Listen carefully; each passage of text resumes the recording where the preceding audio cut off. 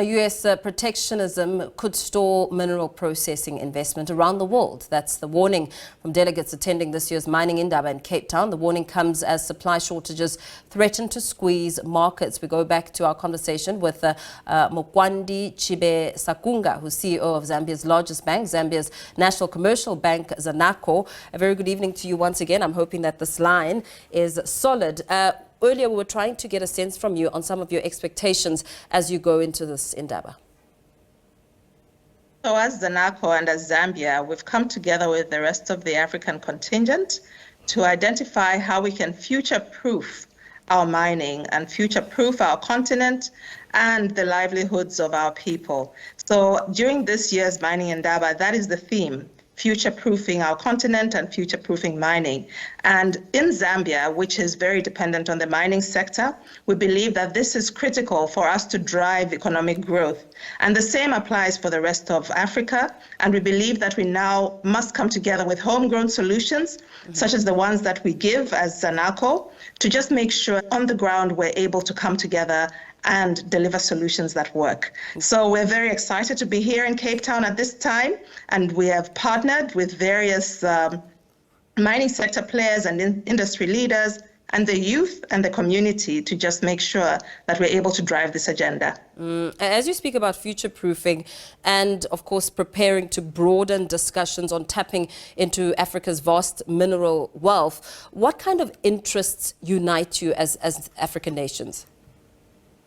What is clear is that Africa has at least 30% of the mineral wealth globally. And the view is that if we come together as one unit, as Africans, we're likely to achieve better solutions, better outcomes for our people. And that is what's uniting us as the people who've come together as interested parties, and to just come and make solutions that work for our people and that also work globally. And we're saying that there is outside investment coming into Africa. There's also local investment, and there are partnerships that work on the ground in our communities so that the people on the ground can also see the impact of these investments. So it's a partnership overall, and it's an opportunity for us to see mining and the wealth of these nations actually having the outcome that is intended for the people of these nations that have come together. So we have various ministers. I'm told that there's about 11,000 people from various sectors globally, captains of industry, who are putting together their minds to see how we can have this joint impact, because we believe that collaborating is better than competing, and solutions that work for the future can be put together for this intent. As you touch on collaboration and competition, we know that for far too long, African nations have allowed themselves to be pitted against one another.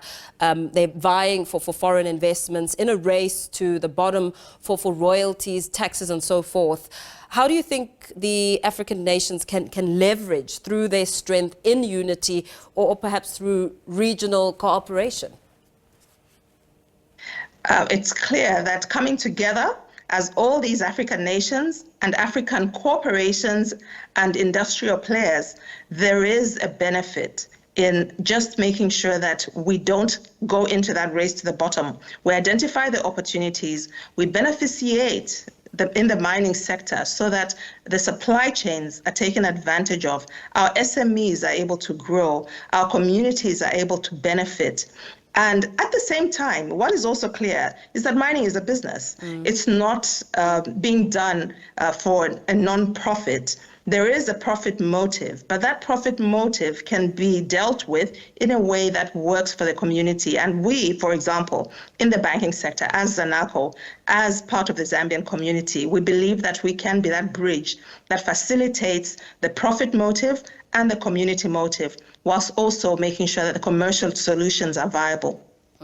As you touch on SMMEs, I mean, looking at the current demographics in Zambia, who would you say is showing up and showing an interest in entering the mining sector and, of course, perhaps knocking on your door for finance?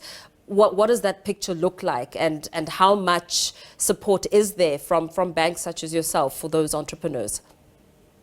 We're very excited about the possibilities. And over the last 2 years, we as Zanaco have funded up to $247 million worth of investments in the mining sector. And it cuts across various types of entities, the large corporates and even the SMEs. What we had today is even a discussion about artisanal mining and the fact that we have a lot of gold on the continent that can come together and beef up the central bank reserves. And so these are discussions that we're having that are opening up new opportunities for the continent and particularly for the wealth of the nations. How beneficial would you say the mining industry is to the financial services sector? It's a critical partner in the financial services sector because in any industry, the financial services sector often plays a particular role in growth and being a catalyst for that growth. And the mining sector is no exception. Mining is also very infrastructure and capital heavy, and oftentimes the financial services sector plays a role in that part of growing the business. So we believe that we're a critical part of delivering to our clients who participate in mining and also to the value chain and ecosystem that is linked to the mining sector. We recognize as well that a lot of African countries, including Zambia, are very dependent on mining, and it has been quite a monolithic kind of economy, particularly when you look at Zambia. There are new opportunities now that we have in the agriculture sector. We've identified a whole spectrum of potential opportunities, but the mainstay remains mining for Zambia and for a number of African countries, including South Africa. And so we need to take advantage of what is already there, even as we look towards what is in the future. Absolutely. Thank you so much for speaking to us this evening. Wrapping that conversation up with, of course, the CEO of Zambia's largest bank, Zambia National Commercial Bank, as we wrap that discussion up with Mukwandi Chibesakunda.